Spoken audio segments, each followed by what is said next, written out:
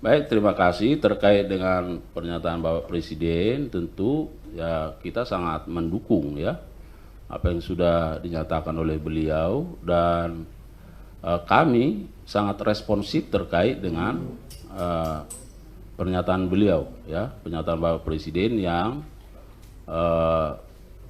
menyatakan bahwa vonis ya atau putusan pengadilan terkait dengan terdakwa HM yang masih sangat begitu ringan dibanding dengan tuntutan yang disampaikan oleh penuntut umum. Oleh karenanya kami berkomitmen dan sesungguhnya kami sudah melakukan upaya hukum ya, melakukan banding dan sudah didaftarkan di pengadilan, dan saat ini jaksa penuntut umum sedang fokus dalam rangka menyusun butir-butir atau poin-poin dalil-dalil yang terkait dengan memori banding.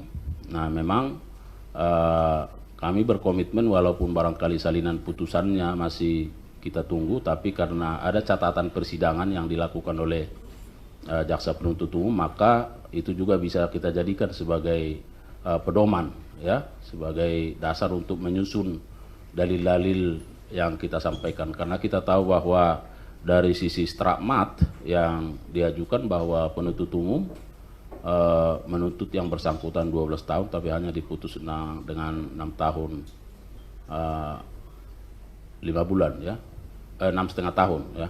Oleh karenanya sekali lagi kami sangat mendukung apa yang disampaikan beliau dan kita responsif melakukan upaya-upaya untuk banding terhadap itu.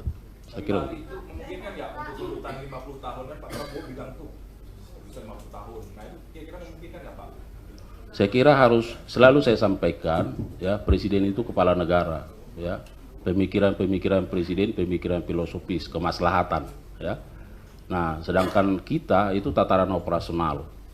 Ya tentu penegakan hukum harus didasarkan pada regulasi yang ada. Jadi harus dikembalikan kepada peraturan yang ada ya, tentu undang-undang tipikor. Ya.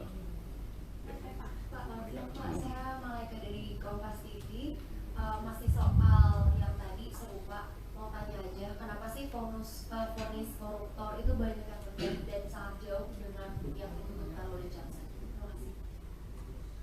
Soalnya pertanyaan kita sama nih ya. Kita sebaris soal itu ya. Jadi saya sampaikan bahwa dalam sistem peradilan pidana terpadu di Indonesia ada yang namanya Integrated Criminal Justice System. Jadi ada kompartementasi di situ. Ada kamar-kamar. Jadi kamar penyidikan, kamar penuntut umum, kamar pengadilan, kemudian ada kamar pemasyarakatan ya. Bahwa ada perbedaan pandangan, perbedaan pendapat, ya itulah hukum ya. Nah, tentu ke depan sesuai dengan asta cita pemerintahan yang ada, kita harus berkolaborasi sesungguhnya dalam rangka komitmen untuk pemberantasan tindak pidana korupsi, baik dari sisi pencegahan maupun penindakannya. Jadi saya kira pertanyaan-pertanyaan ini juga harus disampaikan kepada kompartemen yang lain ya, supaya kalaupun kita berada dalam kamar-kamar, nah tapi kalau kamar-kamar itu berkolaborasi dan bersinergi, saya kira apa yang menjadi komitmen bersama bisa tercapai ya. Ya, nanti semua dapat ya. Kalau misalnya kondisinya kurang, berarti bisa jadi jaksa mengajukan bukti yang dianggap kurang meyakinkan. Bagaimana kalau gitu, Pak? Gimana? Kalau kondisinya kan lebih rendah dari tuntutan jaksa, kan bisa jadi bukti yang diajukan jaksa penuntut umum itu dianggap kurang meyakinkan bagi majelis hakim.